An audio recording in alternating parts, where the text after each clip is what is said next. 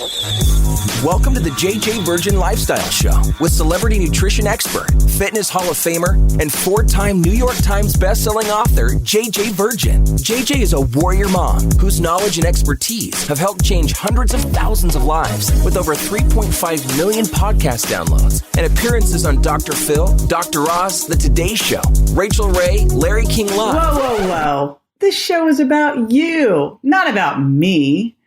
I want to help you find practical, real-world ways to dial in your health and mindset so you can finally lose that weight and feel strong and energized. Stop settling for less than your personal best. It's time to find out how to look and feel better than ever. And I'll be right here with you the whole way. Hey, it's JJ here with another awesome interview. I know. I get the best guests. I really do. And today is no different. This will be super fun. We are going to be talking, and you know me, this is one of my most favorite subjects, how to make your brain sharper, happier, and younger with Max Lugavere of Genius Food. So here's what's so cool about Max.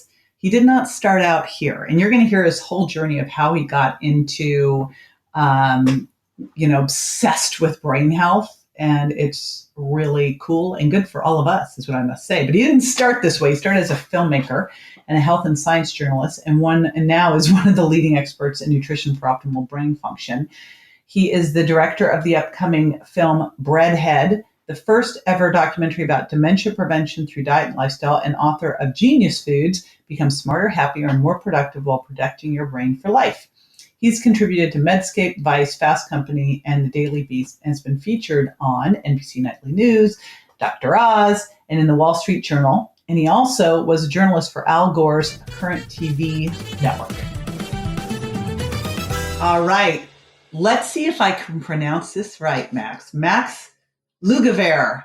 Yeah. Welcome to the show. I got it right on. Yeah, close enough. I know, because I had no time to practice. Well, how would I say it? So you say it. Lugavere, but I've heard every permutation. So I wanted to say Lugavere, so Lugavere. Got it. All right. I am so excited to talk with you about this today. One of my favorite conversations is to talk brain health. So, when I saw what you were up to with your new book, Genius Foods, had to have you on. So this seems kind of crazy for you, looking at your past. Like, how did you get to here? Yeah. Well, my background was as a journalist. I used to work for a TV network that was founded by former Vice President Al Gore. It wasn't really the Al Gore network per se, but he was sort of behind it. And the idea was that this network really was about telling stories that were undertold. And at the end of the day, there was a big social impact component to it. And I was one of the main hosts and journalists for the network.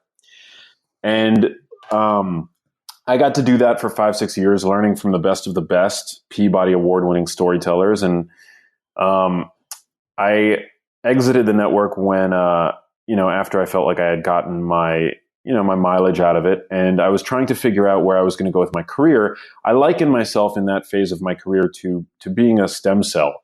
I was undifferentiated, and I was trying to figure out really what was next for me at this nascent. You're such a dork at this point. Like, you just pulled total science geek. So yeah. It's awesome. I love it. I'm a total dork. And and so like in that downtime when my career was in this really critical point where I had to really figure out what I was going to do, back in my personal life, I started spending more and more time in New York City around my mom. And it became very apparent to me and my two younger brothers that my mom began to display symptoms of memory loss at a very young age. She was about 58 at the time. And it had seemed as though her brain's processing speed had downshifted. And this coincided with a change to her gait. She started to walk with more of a shuffle as opposed to a stride. And it just was extremely unsettling to me and my brothers, especially given the fact that we didn't have any prior family history of any kind of neurodegenerative disease or movement disorder. Was she aware of it too? She began complaining of brain fog. but she, there was no inkling, there was no hint that what she had could have been any kind of neurodegenerative disease. Because again, we didn't have it in our family tree. So it was confusing. It was confusing for all of us. Mm-hmm. And because I had the time and the wherewithal, having a lifelong interest in nutrition and health, I actually was pre-med for the first 2 years of college. I've always had a lifelong passion for health. I decided to go with my mom to her doctor's appointments just to see what I could, just to be on a fly on the wall, to see if I could offer any kind of insight or ask questions that maybe my mom in her fear and confusion and helplessness, didn't think to ask. And we ended up going from hospital to hospital, some of the best neurology departments in the United States. And in every instance, we experienced what I've come to describe as diagnose and adios.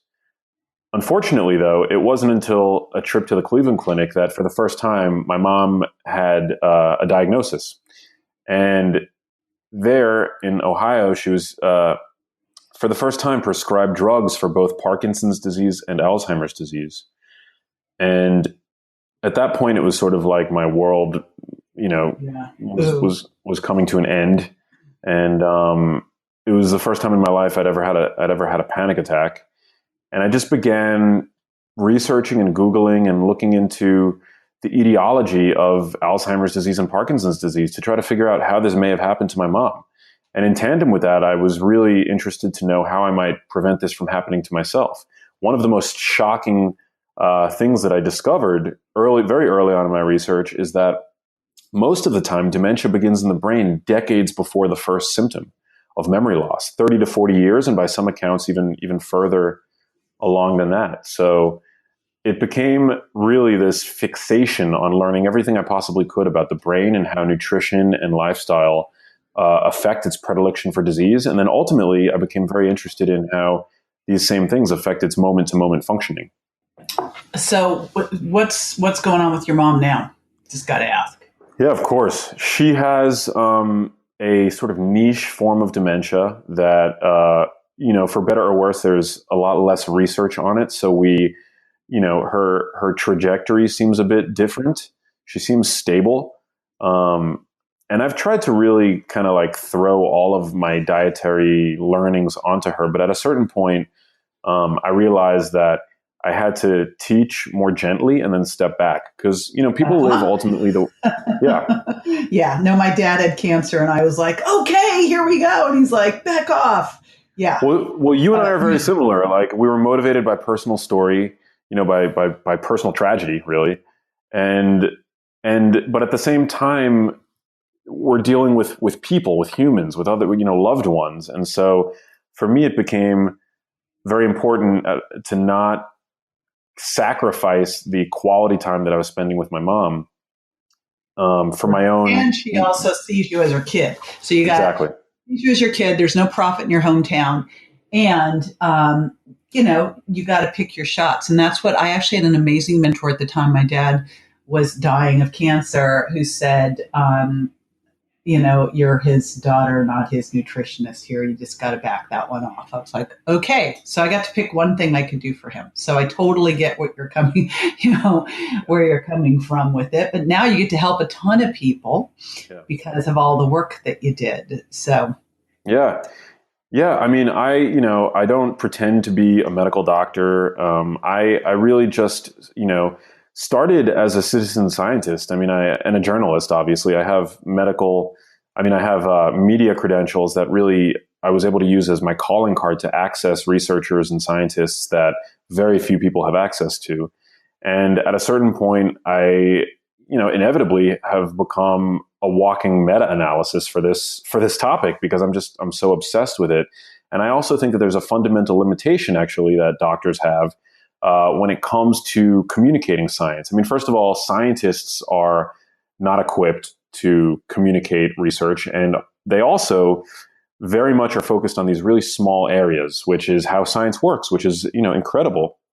But my experience with my mom and being not coming from any sort of preconception and bias, I've really been able to see the forest for the trees. I've been able to kind of get broad view of the landscape, which most medical doctors, especially today in the reductionist way in which our healthcare system operates, aren't able to do. So it's given me a very unique perspective, I think. Mm-hmm. And you know what? I love what Naveen Jain says about that. He says, it often takes someone outside of an industry to come in with solutions. And I've always felt like I was able to do that in weight loss because I wasn't single focused. I was like, what are all the different things? So I love that you came in here and went, all right, what are all the different things that we can look at here? And I know that you've looked at food and exercise and then different lifestyle things. So let's dive into food because everyone on this podcast always wants food. Definitely. About the food. So what are yours? Like, what are the things? Because I know when I was writing Sugar Impact Diet, it was crazy, the information on elevated blood sugar, just slightly elevated blood sugar, increasing your risk of dementia 5-fold. So I'm betting that one of the first things and biggest things you can do is switch what's at the end of your fork. Absolutely, JJ. Yeah. Amen. I can get an amen on that. You can get an amen. All right. And I know that we're going to be giving some really cool stuff out around food supplements, all that. But let's dive into like the best foods that you should be eating.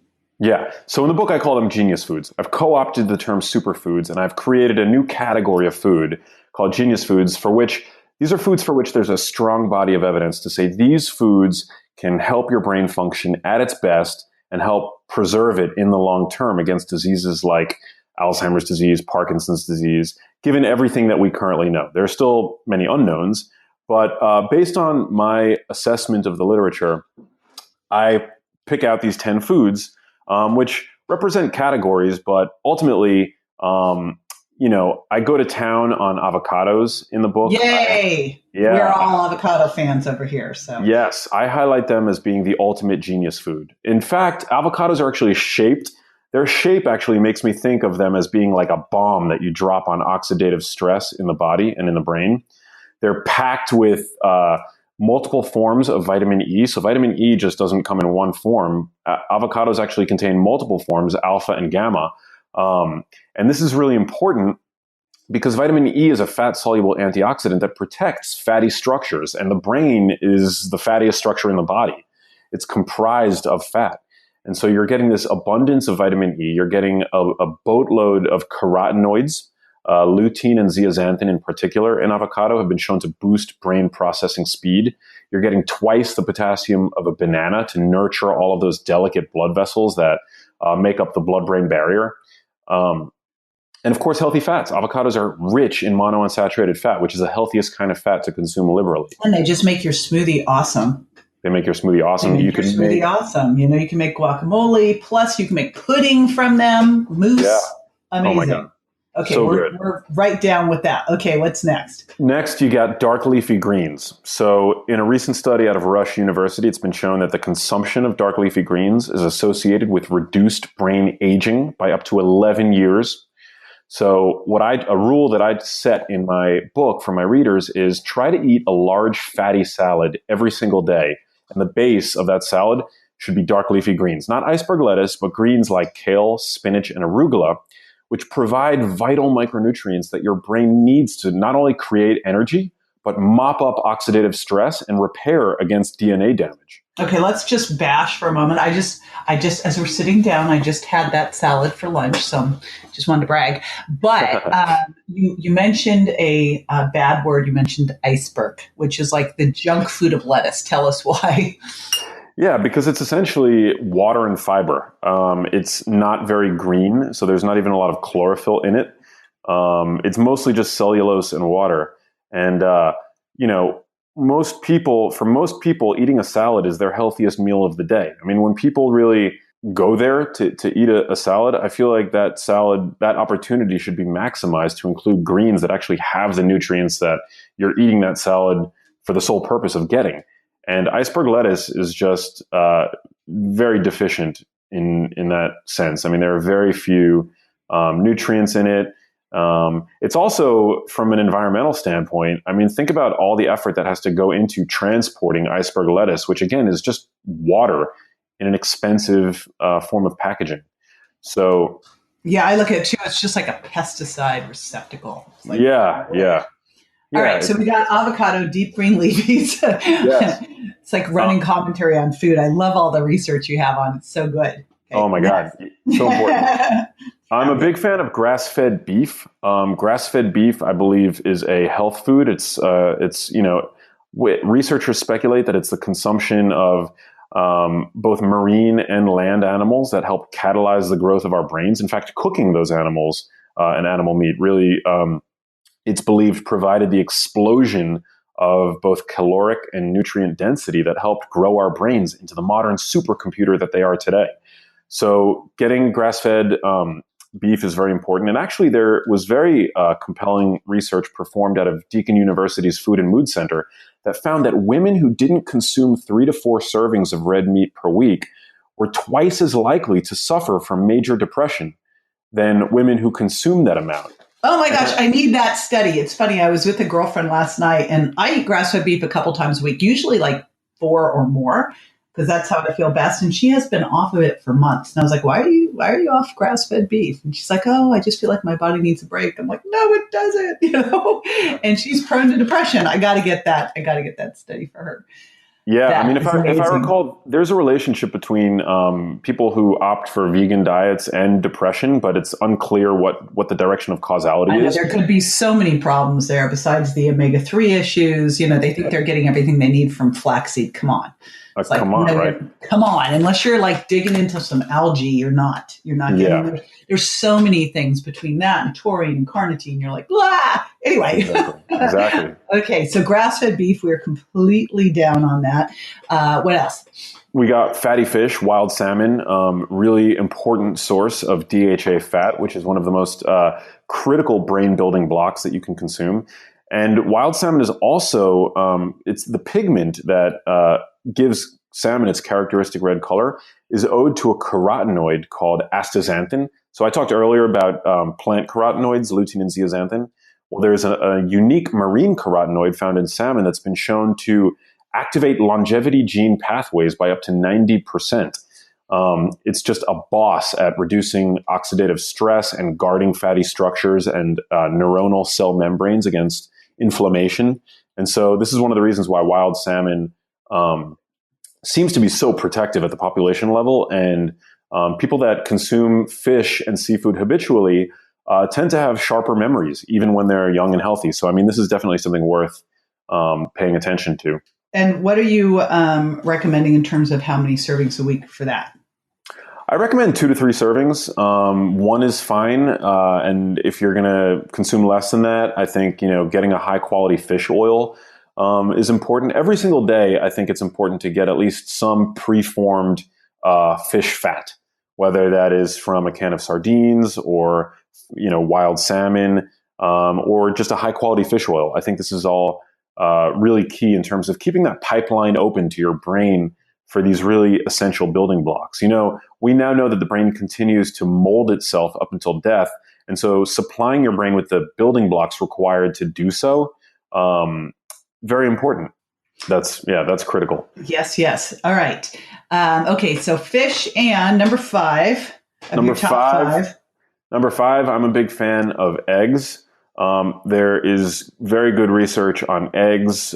Even people that are genetically at risk for cardiovascular disease, eating an egg a day doesn't seem to influence. Oh, that is so ridiculous too. I once proved a point and I gave someone 3 eggs a day for 3 weeks and, no impact. Actually, it was for 3 months, 0 impact. It's the only if you have a food intolerance, that's it. Yeah, exactly. I mean, the fact that egg yolks influence blood cholesterol has been debunked. And there is still a small minority of people that might have an exaggerated response to it. These are called cholesterol hyperabsorbers. But still, for the vast majority of people, do not fear the yolks. In fact, when an embryo is developing, the first structure to develop is the nervous system, which includes the brain. So therefore, an egg yolk is literally designed by nature to contain all of the ingredients required to grow a healthy brain. This is critical stuff. And so eggs are definitely what I consider a genius food. Well, if you want to absorb more protein, you got to eat the yolk with the white. And it's the white that usually causes all the food intolerance reactions. So don't fear those yolks. That's very important. Good. Do not. Yeah. Okay, so what about what we shouldn't be eating? Great question. So, I think a lot of people at this point have heard that sugar, especially added sugar, is not healthy. So I do go into detail on exactly why that is from the perspective of the brain. So one of the things that sugar does is when we eat it constantly throughout the day, which most Americans are doing, it keeps an ancestral hormone called insulin chronically elevated. And 40% of Alzheimer's cases, JJ, might be owed to chronically elevated insulin alone. So one of the top recommendations I make in the book is to keep tight reins on your body's insulin production. And the number one way to do that is to eat less processed, concentrated sources of carbohydrates. I mean, again, your average American is consuming about 300 grams of carbs per day, mostly in the form of what are called ultra-processed foods. And so skimming that off the top, critically important. I also talk a lot in the book about the danger of polyunsaturated grain and seed oils like canola oil, corn oil, soybean oil, and grapeseed oil. Why is canola oil still like around as this healthy thing? It makes me nuts. Like, what the heck's going on?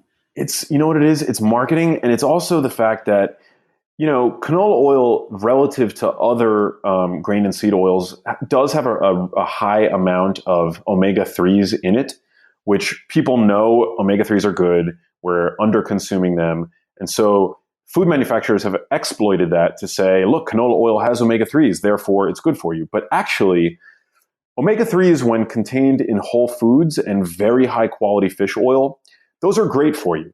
But when omega-3s are contained in these ultra-processed oils, they actually become even worse for you than omega-6s because omega-3s are actually more prone to damage and oxidation.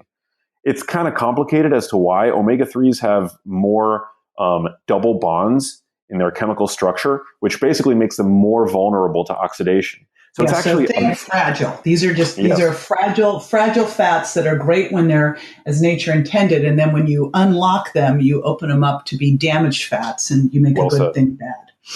Well said. So that makes canola oil very damaging. And actually, all of these processed oils, canola oil, grapeseed oil, corn oil, soybean oil, they all undergo a chemical form of processing called deodorization, which is meant to make sure that these oils have no odor and no flavor. This is exactly why processed food manufacturers love them, because they can squeeze them into every box of cereal, every granola bar. They can use them to coat nuts and dried fruit. But this process actually creates trans fats, which are the most damaging forms of fats to consume. And I think a lot of your listeners, because your listeners are very savvy, know that the number one source of trans fats in the diet are from hydrogenated oils, which thankfully have been recently banned by the FDA. But actually, the mere processing of these grain and seed oils create them inadvertently.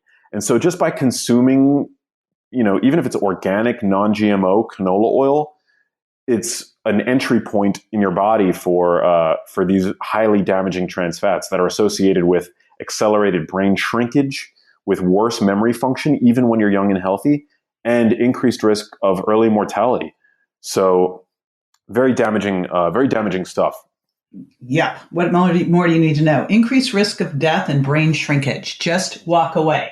And I think it's important because it's just like there's a highly processed oil. We want to go to un and minimally processed. And whenever something's been processed to have a higher shelf life, get away. Exactly. Right. Processing foods of any kind usually leads to bad news, whether it's grains and carbs or oils. I mean, you want foods that are minimally processed. And I'm also, just generally speaking, now that the pendulum has swung in the other direction, where it's finally become, known by the lay public that fat is back. We've demonized fat for so long, and now it's thank God people are starting to integrate healthy forms of fat back into their diets in the form of avocado and extra virgin oil and things like that. But I'm actually not a big fan of excessive added fats to the diet either. I mean, we in the fitness community, we've been saying for years that, you shouldn't drink your calories, right? And this is certainly the case with sugar. But now I find that a lot of people are just going to town with all the added fats, just soaking their food in oils and butter and things like that. and coconut oil, which, look, these fats might be good for you when consumed in small amounts, but that doesn't mean that we should literally drown our food in them either. Right. Very good point. It comes down to, it's interesting how we always seem to pick one food, one macronutrient and go, okay, this is it. It's like, guys, it's a balance. It's always been a balance, Well said. right?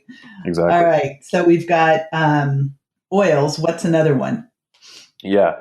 So the other, just going back to processing food, one of the other major toxins in the modern food supply is dietary emulsifiers, or processed food emulsifiers. These emulsifiers are added to processed foods to give them a creamy mouthfeel, and to make, textures and foods and ingredients that don't normally go together very well, soluble, so that they can, create ice creams and nut milks and things like that. But these chemicals have actually been shown in animal models to be highly disruptive to the gut bacteria, driving inflammation and metabolic syndrome. So, a lot of people in the health community tend to point their finger at sugar for creating things like insulin resistance as being the sole smoking gun, right? But here we have a new axis through which what we eat can drive insulin resistance, and it's through driving inflammation in the gut. So these dietary emulsifiers, specifically to your readers that want to really look out for these two chemicals, the two that were studied in particular are called carboxymethylcellulose and polysorbate 80. Those are kind of mouthful chemical names, but those were shown in this animal study to cause a dramatic increase in inflammation in the gut and essentially degrade the bacterial ecosystem in which the microbiota in your large intestine reside, to the point where it was driving inflammation and insulin resistance. And so, all without consuming, any carbohydrates, you can essentially consume these emulsifiers, which basically strip the gut lining, driving inflammation and insulin resistance, and putting you at risk for things like Alzheimer's disease, which is very closely tethered to insulin resistance, research shows. Okay. Yeah. So, here's the thing that I think is important too. It's never just one thing. Right. We always want to point to the one thing, but it's never the one thing. And in every macronutrient category, there's great stuff and there's crap stuff. Like you mentioned grass-fed beef. Well, there's corn-fed beef. Totally different thing. Just like there's wild salmon and farm salmon. And then in oils, there's way better choices of cold-pressed, minimally processed oils versus like these, completely processed, crappy things exposed to light. So every single food group has its winners and losers in here, and the losers can all contribute to doom and gloom. Absolutely. The modern food environment has become toxic to the needs of our brains. And even when we're checking all of the boxes in accordance with the dietary guidelines that we are literally spoon-fed by our government, those recommendations don't account for the specific needs of the delicate and damage-prone human brain. And so that's why in Genius Foods, I really take a strong evolutionary stance, and I highlight the foods and the nutrients that really have been shown to not only boost brain function, but that were critical for the evolution of our brains. Every single person listening to this podcast is heir to the universe's most advanced supercomputer. But day in and day out, it doesn't often feel like that, because so many of us are struggling with brain fog, from anxiety, from depression, from memory problems. That's why today, JJ, 1 in 7 younger people between the ages of 18 and 39 complain of memory problems. And that incidence increases the older a person gets. 1 in 6 adults takes a psychiatric drug. So, clearly our brains are struggling in the modern food environment and with the lifestyles and the stresses that we've become saddled with. But, healthy, proper, optimal brain function should be a right for every single person. And too frequently today, it's a privilege afforded to too few. But what's cool is it doesn't have to be, and I love that you've put this book out there, because this isn't like you're having to go to some, expensive clinic. This is just food. And I know in the book you talk exercise and other lifestyle things, but I want to end with, because I'm like going, all right, I have so many more questions and we're up against the clock here, but I do want to just end with just your thoughts on, after all the research that you've done, do you think that we can actually prevent dementia? Yes, I think that we can prevent dementia for a significant number of people. It's unclear whether all cases of dementia are preventable. I mean, certainly, we're at the very tip of the iceberg in terms of understanding all of the many things that are involved in the etiology of dementia. There are multiple types of dementia. And 90% of what we know about Alzheimer's disease has only been discovered in the last 15 years. So this is a rapidly evolving field of science. But I do think that for late onset Alzheimer's disease, which is by far the most common form of Alzheimer's disease burdening society today, I do think that a very significant amount of cases are preventable. The research that I've reviewed from Lancet Neurology estimates that 1/3 of cases at least might be preventable, but depending on what analysis you look at, even more than that, 2/3 to all may be preventable, depending on environmental risk factors, genes, toxic exposures, and things like that. So I can't say with certainty yet, but I do think, and based on all of the experts that I talked to over the course of writing the book, that your average person has a tremendous say in their cognitive health and their cognitive destiny. And the reality is, the earlier you can begin adhering to these principles, the better off you're going to be. So that is a big shout out. Get the book. It's available now everywhere, and you can get on Amazon. It's called Genius Foods. And you also have a cool giveaway for everybody that I'll include in the show notes at jjvirgin.com/Max L. Talk about that. Yeah, so we have the Genius Guide to Hacking Restaurants and Supermarkets. So essentially, I've created a guide to make any restaurant dining experience as healthy as humanly possible. And I've also given you in that same guide a companion to supermarket shopping. So in Genius Foods, you're going to get a full shopping list. But I really go into detail on how to really curate your food environment so as to make the best use of your willpower, which is to say to not have to use it all that often, and to essentially be able to stack the odds in your favor so that when you go to the supermarket, you know what to look out for. You'll learn specific tactics to make shopping for healthy food as easy as possible. Healthy swaps, I like to call them. So things that you might really enjoy that might not be the best in terms of promoting health. I offer you some very sort of healthy alternatives to make that switch over to a healthier lifestyle as easy as possible. Cool. We are big on healthy swaps here. So again, everybody grab that at jjvirgin.com/Max L. And Max, let's see if I can say it right, Lugavere. Yeah, perfect. Yay! All right. Thank you so much for your time today. I super appreciate all of your wisdom bombs that you've just shared with our community. Thank you so much, JJ. It's an honor, and please keep doing what you do. You're a true inspiration. Thank you. All right. Now, after the break, I'll be answering a listener's question, so stay with me.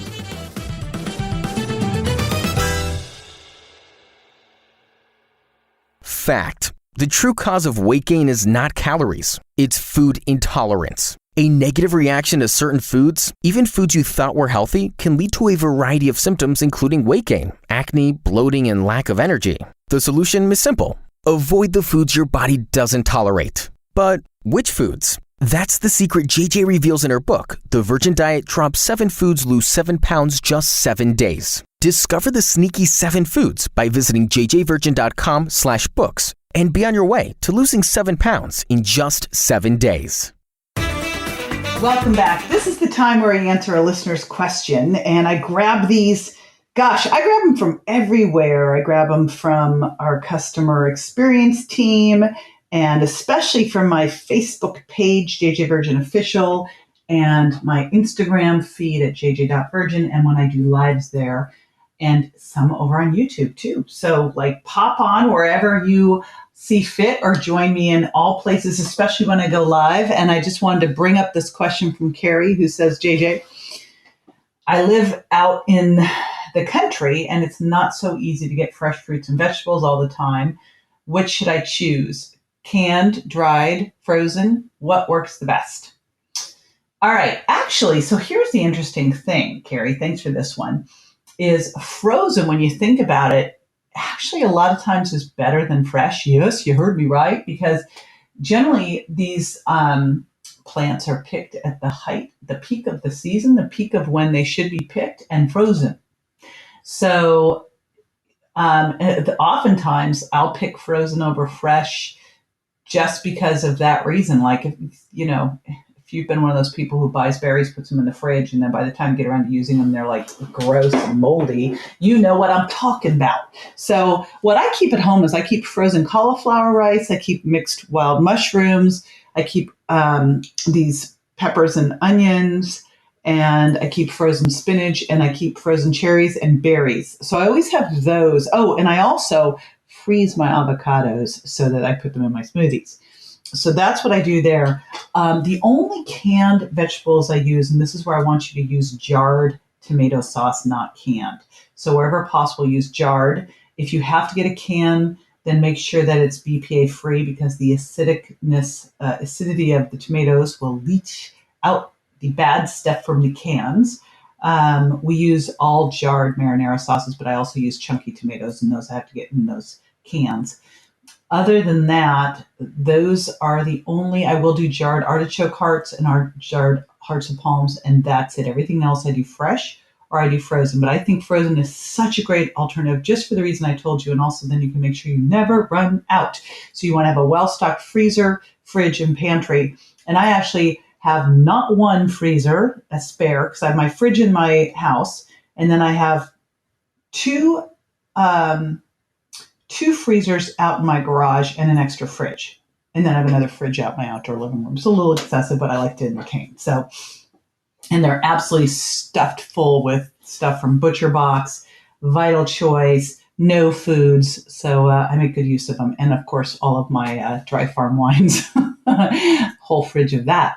All right. There you go. Again, jump on over to my Facebook and Instagram and hang out with me, and I'll grab your questions and put them up here.